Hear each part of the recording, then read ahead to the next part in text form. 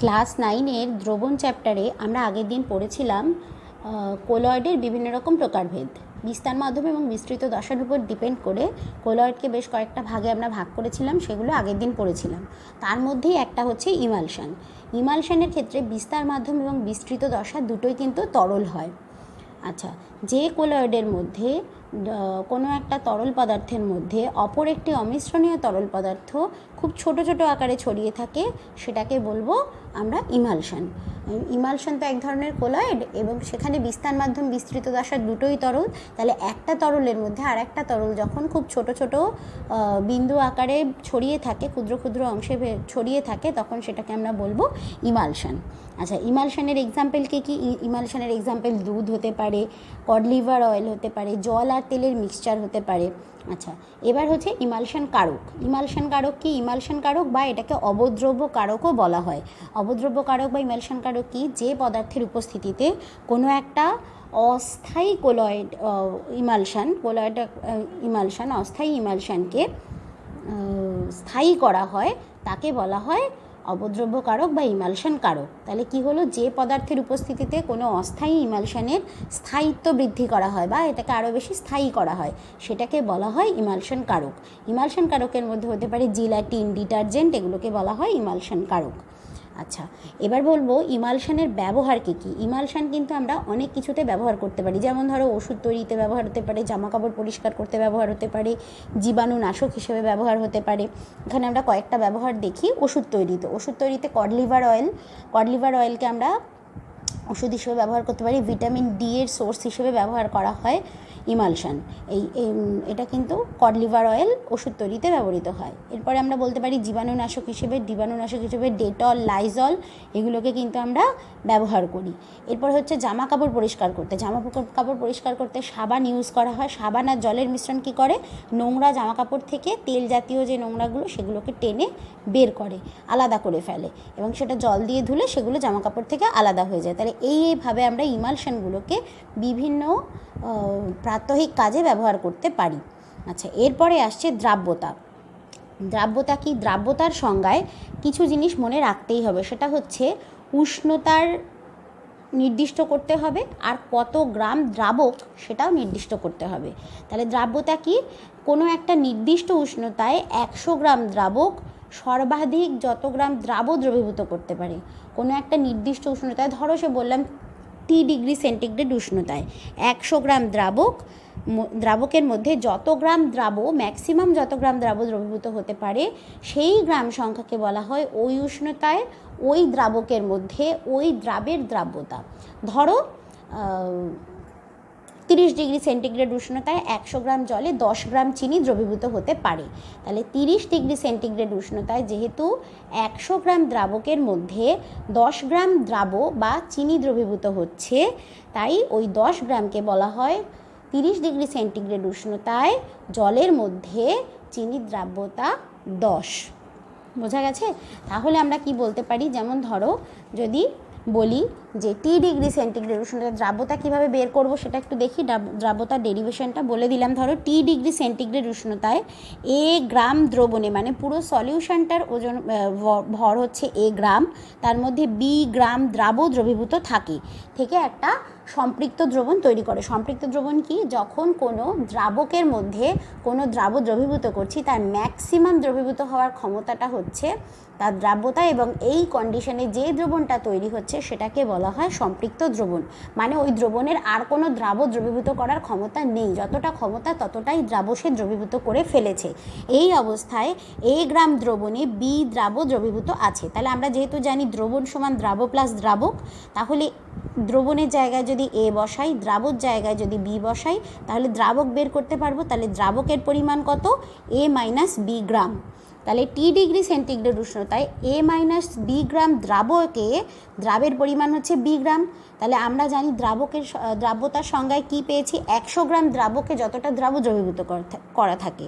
তাহলে 100 গ্রাম দ্রাবকে বের করতে হবে। তাহলে 100 গ্রাম দ্রাবকে দ্রাবের পরিমাণ, এখান থেকে তোমরা ঐকিক নিয়ম করলেই দেখতে পাবে, এটা হবে B × 100 divided by A - B গ্রাম। তাহলে দ্রাব্যতা মানে কি, এইখান থেকে দ্রাব্যতার ডেফিনেশন কি আসছে, দ্রাবে বিটা কি, বিটা হচ্ছে দ্রাবর ভর বাই দ্রাবকের ভর, A - B মানে দ্রাবকের ভর ইন্টু 100, এই যে 100টা এখানে ইন্টু 100 আছে। অবশ্যই এখানে টেম্পারেচার উল্লেখ করতে হবে, যেহেতু আমরা T ডিগ্রি সেন্টিগ্রেড ধরে নিয়েছিলাম, তাই এখানে লিখে দিয়েছি এই দ্রাব্যতাটা T ডিগ্রি সেন্টিগ্রেড উষ্ণতায়। আচ্ছা, এবার যদি বলা হয় 40 ডিগ্রি সেন্টিগ্রেড উষ্ণতায় KNO3 এর দ্রাব্যতা 65, তাহলে এটা বলতে কি বোঝো, 40 ডিগ্রি সেন্টিগ্রেড উষ্ণতায় KNO3 এর দ্রাব্যতা 65 বলতে বোঝায় যে 40 ডিগ্রি সেন্টিগ্রেড উষ্ণতায় 100 গ্রাম জল সর্বাধিক 65 গ্রাম পটাশিয়াম নাইট্রেটকে দ্রবীভূত করতে পারবে। কেমন? তাহলে 40 ডিগ্রি সেন্টিগ্রেড উষ্ণতায় KNO3 এর দ্রাব্যতা 65 বলতে কি বোঝায়, 40 ডিগ্রি সেন্টিগ্রেড উষ্ণতায় 100 গ্রাম জল সর্বাধিক 65 গ্রাম KNO3 দ্রবীভূত করতে পারে, পটাশিয়াম নাইট্রেট দ্রবীভূত করতে পারে। আচ্ছা, এরপরে আসছে দ্রাব্যতার উপর বিভিন্ন প্রভাব। দ্রাব্যতার উপর কী কী প্রভাব হতে পারে, যেমন ধরো তরলে কঠিন পদার্থ, তরলে কঠিন পদার্থ মানে জলের মধ্যে চিনি হতে পারে বা এরকম যে কোনো সলিড পার্টিকেল দ্রবীভূত করে দেখা যেতে পারে। তরলে কঠিন পদার্থের দ্রাব্যতার উপর উষ্ণতার প্রভাব। উষ্ণতা, তরলে কঠিন পদার্থের দ্রাব্যতা সাধারণত আমরা দেখেছি চিনির জল, যদি জলটাকে আমরা গরম করি তাহলে চিনির দ্রাব্যতা কিন্তু আরেকটু বেড়ে যায়। এরকমই বিভিন্ন পদার্থের ক্ষেত্রে কিন্তু এই চেঞ্জটা বিভিন্ন হতে পারে। যেমন ধরো পটাশিয়াম নাইট্রেট KNO3 ক্ষেত্রে কি হয়, KNO3 ক্ষেত্রে কিন্তু দ্রাব্যতাটা বাড়তে থাকে। পটাশিয়াম নাইট্রেট শুধু না, লেড নাইট্রেট, ম্যাগনেসিয়াম সালফেট, বিভিন্ন কম্পাউন্ড আছে যাদের ক্ষেত্রে কিন্তু দ্রাব্যতাটা বাড়তে থাকে। যত টেম্পারেচার বাড়ানো হবে দ্রবণে তত কিন্তু এই কম্পাউন্ডগুলোর দ্রাব্যতা বাড়তে থাকে। তারপরে যেমন ধরো NaCl খাদ্য লবণ, সাধারণ খাদ্য লবণ। এই খাদ্য লবণের ক্ষেত্রে দেখতে পাবে যদি দ্রবণটাকে উত্তপ্ত করি তো সেক্ষেত্রে কিন্তু NaCl এর দ্রাব্যতা খুব একটা চেঞ্জ হয় না, মোটামুটি প্রায় সেমই থাকে। উষ্ণতা বৃদ্ধিতে NaCl এর দ্রাব্যতা খুব বেশি পরিবর্তন হয় না, প্রায় একই থাকে। আচ্ছা, এরপরে আসছে গ্লোবাল লবণ বা Na2SO4 10H2O। এর ক্ষেত্রে দেখা যায় একটা নির্দিষ্ট তাপমাত্রা পর্যন্ত 32 ডিগ্রি সেন্টিগ্রেড অবধি দ্রাব্যতাটা বাড়তে থাকে। উষ্ণ করলে দ্রাব্যতা বাড়তে থাকে, কিন্তু তারপর থেকে আরও যদি টেম্পারেচার বাড়াই তখন কিন্তু আস্তে আস্তে আবার দ্রাব্যতা কমে যায়। এর ক্ষেত্রে দ্রাব্যতার পরিবর্তনটা কিন্তু আলাদা হয়। আচ্ছা, এরপরে হচ্ছে ক্যালসিয়াম হাইড্রোক্সাইড, ক্যালসিয়াম সালফেট মানে কলিচুন, ক্যালসিয়াম সালফেট, এদের ক্ষেত্রে কিন্তু উষ্ণতা যত বাড়ানো হবে দ্রাব্যতার পরিমাণ কিন্তু তত কমতে থাকবে। এগুলোকে আমরা খুব সহজেই একটা গ্রাফ দিয়ে রিপ্রেজেন্ট করতে পারি।